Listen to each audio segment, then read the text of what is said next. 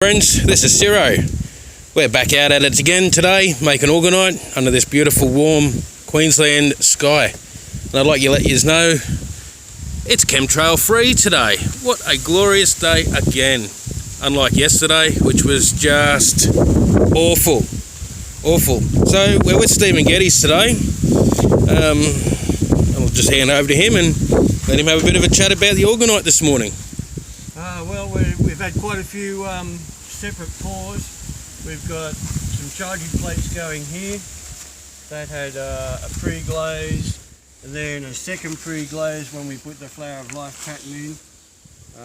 Then we put the Life Pillow mix on, and before that hardened up we put the shells in for the fire resonance, and that's gelled up, and now we've just put the final coat of resin to cover the shells.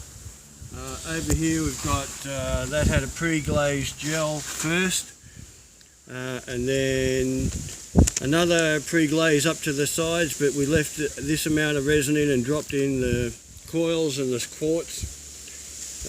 Let that gel. That fine layer of green is glowy. And now we're just putting another layer in. You had the steel first. And it's all going off quite quickly, so we just need to put some resin over them all and do the next lot.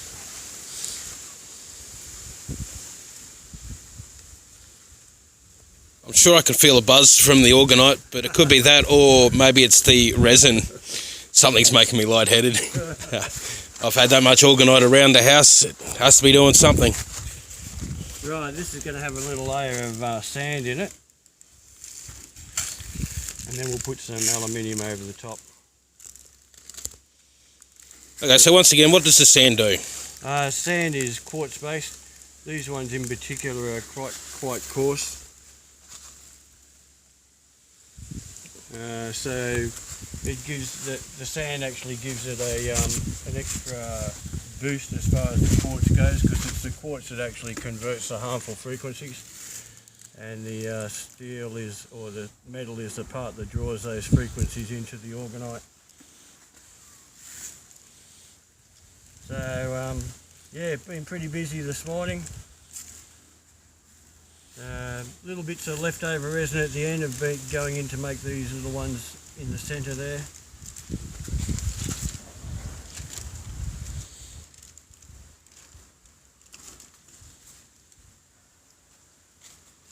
Okay, so those should look pretty good. Just give them a stir. And next layer will be a bit of aluminium. Okay, so what's the aluminium do? Well, it's just another component. It'll look better because we're going to have green with the glowy black, then the white sand will be a nice contrast, and then the aluminium goes on next. Just knocking out all the air bubbles and spreading it out to the side so you can see that sand layer.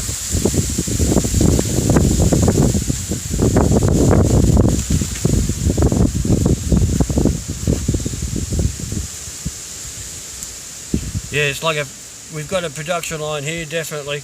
There's quite a few pieces going on at the one time. So it can get a bit hectic at times, especially when things are starting to gel off and you've got to go, oh quick, another layer. But yeah, all good. These little pockets, they're little resin life pillows too. As you can see, it's got the shells in there. They were just a little bit too, not quite hard enough yet. So we've got a bit of bombing going on at the moment. The resin's setting a bit quickly, I see. Is that right? Yeah, some of them must. Right, aluminium. Yeah, geez. Well, I won't use that one, I'll use the one in the bucket. Yep. Yeah. Oh, yeah, okay. Yeah, that one needs to be clean, it's got a bit of dag in it.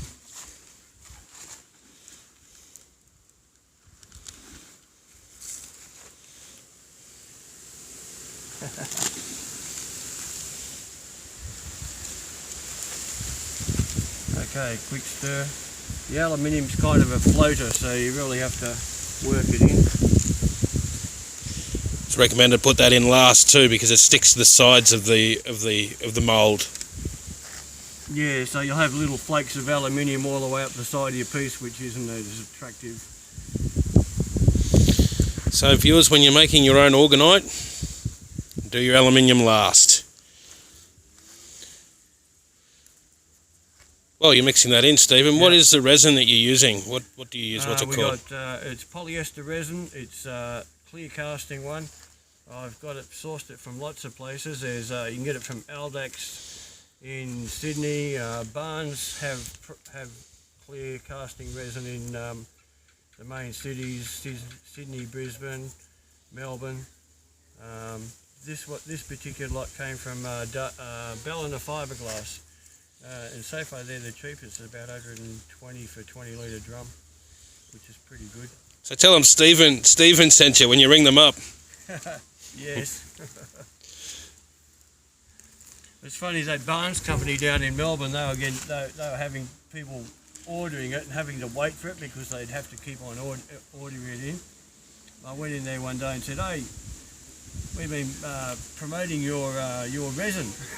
Well, now we have. Hoping to get a bit of a discount, but nah. Well, we'll have to upload this to their wall. It didn't work that way. But you had to wait a while, you know, because all these other people were getting excited and going and buying resin, and there just wasn't any around. They had to wait, order them all in.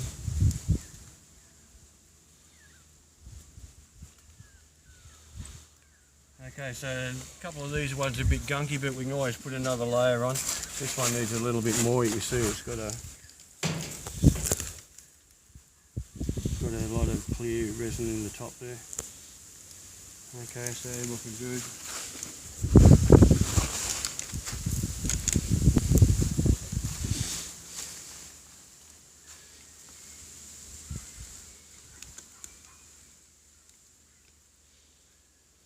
All right, so you just mix all that in and let it set. Then we'll tip them out later. Is that correct? Yeah. The last things I'm going to add are some before it all is some black tourmaline, blue kyanite, and the selenite. We find in the HHGs, the big ones, they're really good extras to put in. They seem to protect the quartz a bit. How can I say it? They energise the quartz. Black tourmaline's really good. It repels all negativity, and the metaphysical properties of the blue kyanite and the selenite are similar. Okay, so just going to have to get a bit more resin for these. Okay, so. All right, ladies and gentlemen, while we're waiting for Stephen to mix that up, I'm going to show you some of the items that we've made.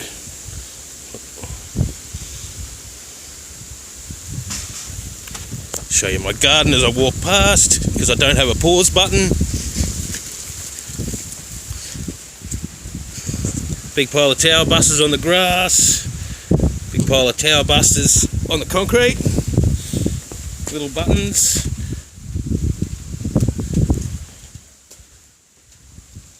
Some lovely pieces there. More little buttons.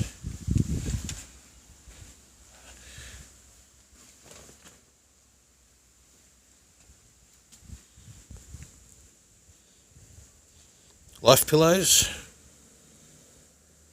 Oh, sorry, charging plate, sorry. Alright, Stephen should have mixed up that mixture by now. I'll head back down.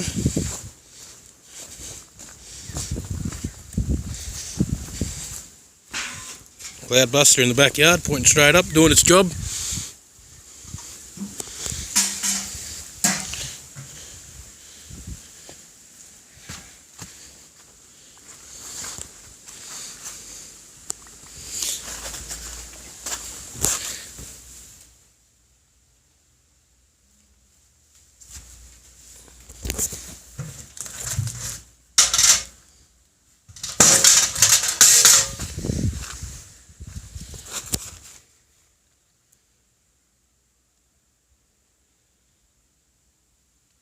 So we're stopping the pouring at about half a centimetre or a centimetre from the top.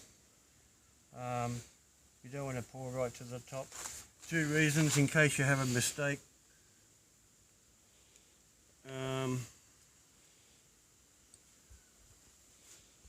You can double dip them. Okay, so these ones are ready to go. I'll throw in one of these each. Tourmaline. Black kyanite. And a little chunk of selenite. Oh, hey. Almost forgot. But wait, there's more. Yes, these are paramagnetic rock. These are road based in Darwin actually, but they have a high paramagnetic content which offers a bit of grounding. So just make sure you sink those so they're not on the surface. Oh, this one's going off. Might have to top him up or take him out. Alright ladies and gentlemen, I'll leave it at that. Thank you Stephen. Yeah, cheers. Have a great afternoon everybody.